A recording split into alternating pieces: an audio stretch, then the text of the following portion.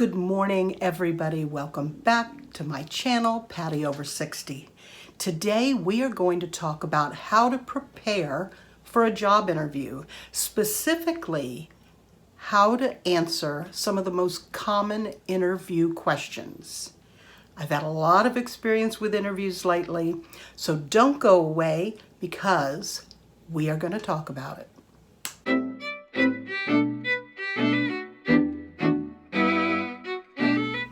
All right, welcome back. I'm glad you're here. Over the last couple of months, I have been looking to get back to work and putting out a lot of applications.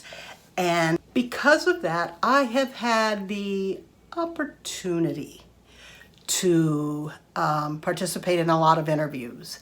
And I'm finding that basically they ask you more or less the same questions. I do know at one interview they actually had a printout of questions to ask, and when I would answer it, they would fill it in on their paper. And just from experience from previous jobs, I have had the opportunity to do interviews myself, and so I know that there are questions that are more commonly asked than others. So what I thought we would do today is go over just maybe like 5 of those questions. I'm going to tell you what questions I heard the most over the last few interviews that I have done, and I'm just going to give you some ideas on how to answer those questions. This is just the way I've answered them. And you can also look at other YouTube videos. You can also Google how to answer some of these questions. But today, I'm going to go through how I answer these questions. So let's get started.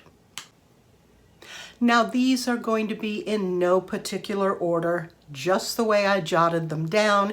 They may come in different orders depending on who's interviewing you, but this is just, like I said, no particular order.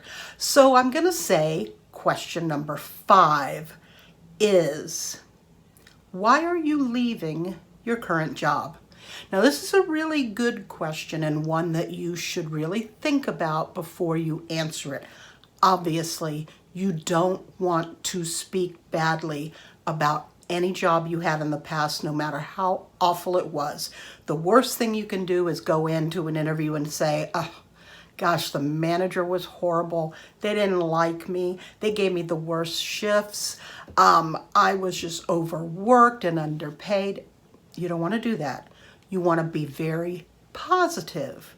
So, in my case, it was actually an easy question to answer because I let them know I had already been planning on retiring at the age of 62.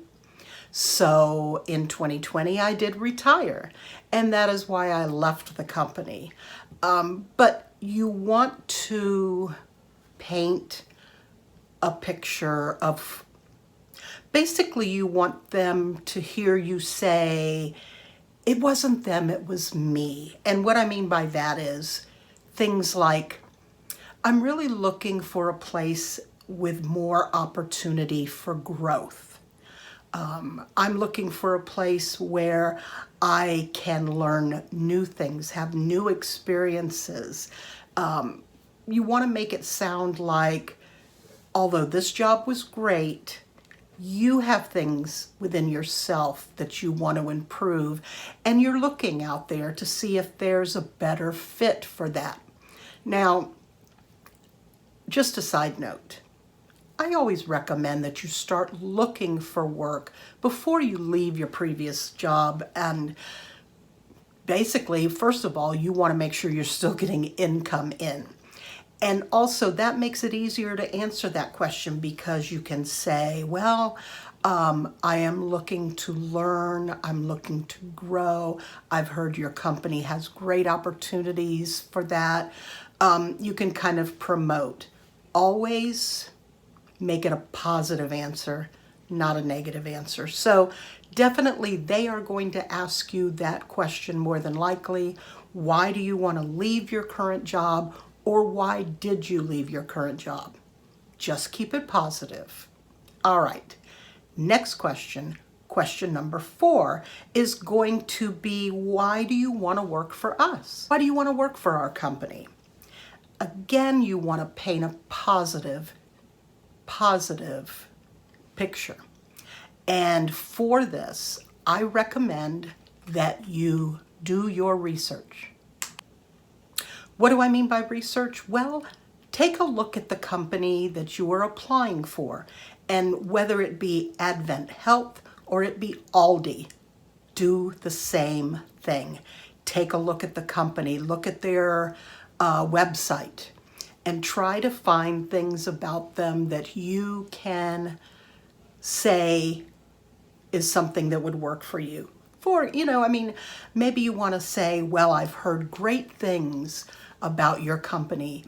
They promote from within, they train you and give you the experience so that you can move up the corporate ladder. Maybe they're really a great place for someone older, maybe over 50, 60 years old. Maybe it's a great workplace for someone of your age. Maybe AARP or someone has recommended this company. Maybe you have seen or heard or read that it's an awesome company for women. Maybe it's a great place to work if you're a single parent. Just find something about the company. Maybe you've heard that they are like this awesome Fortune 500 company, and this is the kind of track that you want your life to go in. There's always something positive that you can find about the company. Don't go, I've really been wanting to work for Old Navy because their jeans fit me so well. Girl, I want to get that employee discount. Don't do that. Make it sound professional, exciting, and kind of butter them up. Does that make sense? I hope so.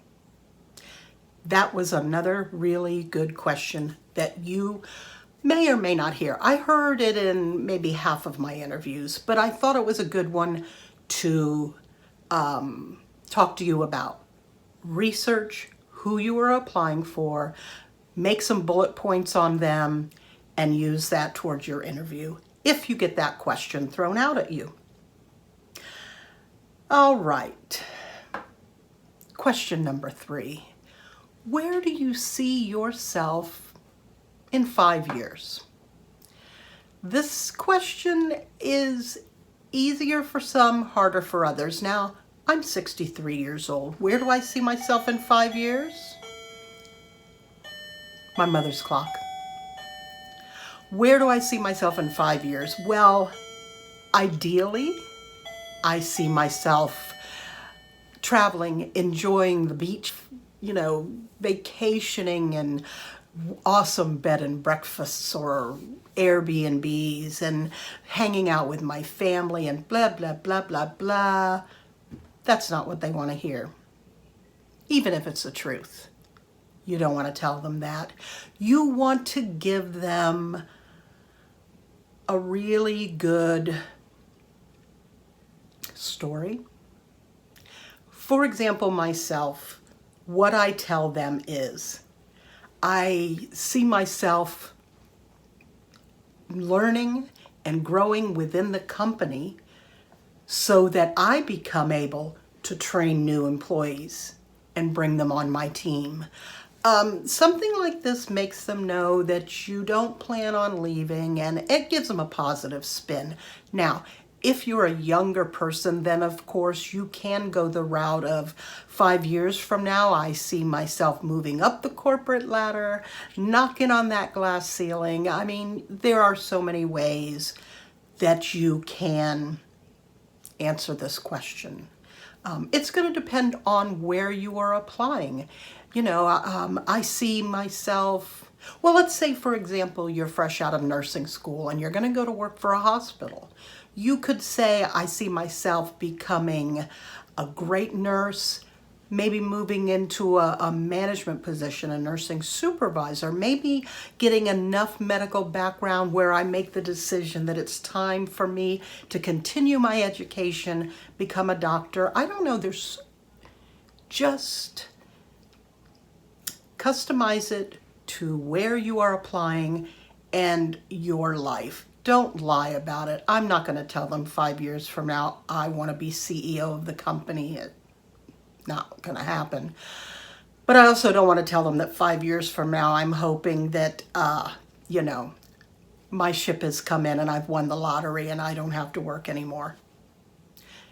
Honest, but customize it. Make it sound like you are invested in them. Anyway, that's how I answered that question. Let's move on to the next question.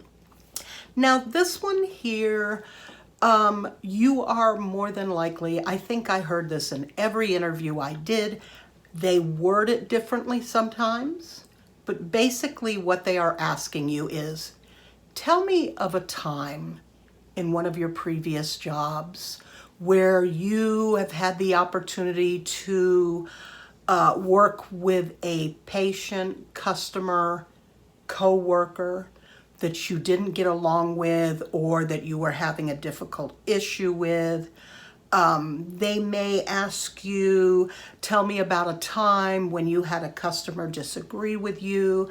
How did you handle it? Tell me about a difficult situation that you had previously at work, and how did you handle it? What was the outcome? They're going to word it differently, but basically they want to know about a time when you had an issue with either a customer or a coworker, and how did you resolve it? And again, this is one of those questions where I'm going to be honest with you. I tell the truth, always tell the truth, but don't be afraid to elaborate or to use creative wording. Don't be afraid to embellish it a little bit. I am not telling you to lie. I'm not telling you to sit down and make up a story. Find a time where maybe you had an incident like that and, work with that incident, work with that moment and kind of polish it up, make it sound really good. I have done that, and I have my go-to answer. I'm not going to go into my answer because it does involve working with a patient at a pharmacy and how did I turn around the situation. Have your go-to answer for that. And you may even want to really think that over before your interview. Have that go-to answer and use it for any interview you go to because they will ask you that type of a question. So be ready for it. Now, the next question, this is number 1. I think I stopped counting. 5, 4, 3, 2. Last one was 2. This is question number 1. Now, I put this question as number 1 because I can pretty much guarantee you are going to get this question, and more than likely, this is going to be the first thing they ask you. So you want to be ready for this. And that question is, tell me something about yourself. This is a really great, important question because most of the time they don't want to know the little details in your life, like how many brothers and sisters you have, who your favorite sports team is, or what movies you've seen lately. They really don't want to know that. So what I do, and this is something that I learned by researching how to answer this question, I give them a very abbreviated response. And basically what I tell them is, I grew up in Tampa, Florida. I went to work right out of high school. As you can see by my resume, I started out by working in a hospital. I worked there for 5 years. I got married, started my family, and about 10, 12 years ago, moved to the Orlando area to be with my family.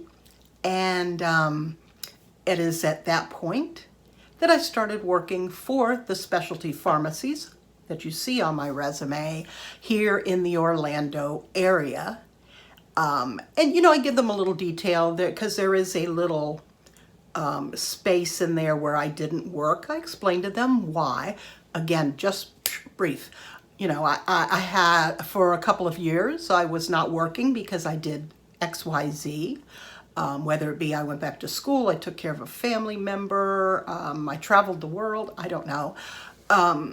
Basically, though, this question you should be able to answer in just like 3 to 4 minutes. Keep it very brief. And then I always say, and then, of course, my last job was with XYZ. I am in my position, in my circumstances, I explained to them at that point, I did go ahead and retire. But that leads me to where we are today because I'm ready to get back into the workforce. Keep it very quick. Basically, don't tell them everything they want to know about you. They'll ask you. If they are trying to search out your personality, they're going to ask you, oh, you're from Tampa? Who's your favorite sports team? They may or may not ask you that. I have had people kind of ask me a kind of question, oh, I went to Tampa. Did you like living there? But you don't want to tell them all that. You want to tell them, this is where I grew up. I went to school. As you can see on my resume, I attended XYZ college to get my XYZ degree. And at that point, I started working at XYZ. I mean, you're basically reviewing your resume for them. That's the way I like to answer it. I like to keep it very quick, a rough overview of what my resume says, then let them ask me questions if they want more detail. So that's what I recommend. That is what I do. I feel very comfortable answering it in that way. They will ask you for more information if they want it. Leave that open to them. You basically want to show them, this is where I started, and here we are now having this interview together. That question you will be asked, so be prepared. And I just wanted to give you a little bonus interview question here, because after I wrote my list of questions, I realized that there was something else that they will probably ask you, and that is, what are your pay expectations? What shifts would work well for you? What limitations do you have as far as working abilities, days and hours? In this, I recommend that you be honest. Now, when I say be honest, I also mean be positive. Don't tell them, oh no, I am not working on Sunday because Sunday is NFL day. So I don't work on Sunday because I have to be able to watch football all day long. Not that there's anything wrong with that, but you see what I'm saying to you. I always start out by telling them I am flexible. However, I would prefer not to work nights just because I would prefer not to be driving home in the dark. But you have to be honest because otherwise they could set you up for a shift that you cannot agree to. And then that's going to make you look negative. I interviewed for a job recently and, everything was looking great. We got to this question and I responded by, well, I'm not sure what shifts you have available. I am flexible. And they said, well, we are currently hiring for our 1 or 12 to 9 position, which would be closing. And so if there are still customers there at the location at 9 o'clock, even though we are closed, we would have to stay until those customers have been handled and taken care of. That was not going to work for me. I mean, honestly, I don't want to be anywhere till 9 o'clock. I want to be home.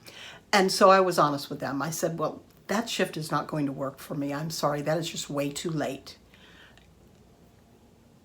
And they said, well, that's all we have available. I understand. And they said, we will keep your resume on file. And should another shift become available, we'll contact you. I said, that is great. Finished up the interview in a very positive way. Thank you so much, though, for interviewing me. I really appreciate. And save your time, save their time. Same thing with pay expectations. And here's how I handle that. Because a lot of times they are asking you, what is your pay expectation? And the way I handle this is dependent on what I'm applying for. I'm going to give you an example. I applied for a position as a receptionist at a veterinarian hospital.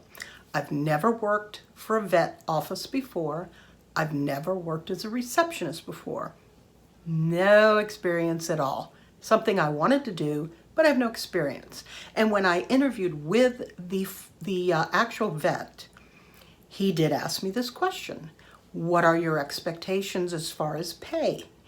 And I basically said to him, I don't know what your pay scale range is for this position. However, as I have no experience, I understand that I may have to start at the low end of the pay scale, and that is okay with me. And then he went further to say, well, what do you think the low end pay scale is? And I told him, and he told me that that was about where he was thinking as well. So that was a great answer. That went well with him. So based on your experience, that's how I would answer it. Now, I did also apply for a job in a business that is very similar to what I've been doing for many years. So when they ask me that question, again, I tell them I don't know what your pay scale is for this position. However, I would like to start somewhere around XYZ. One thing I want to tell you about when you are answering this question, be honest with yourself.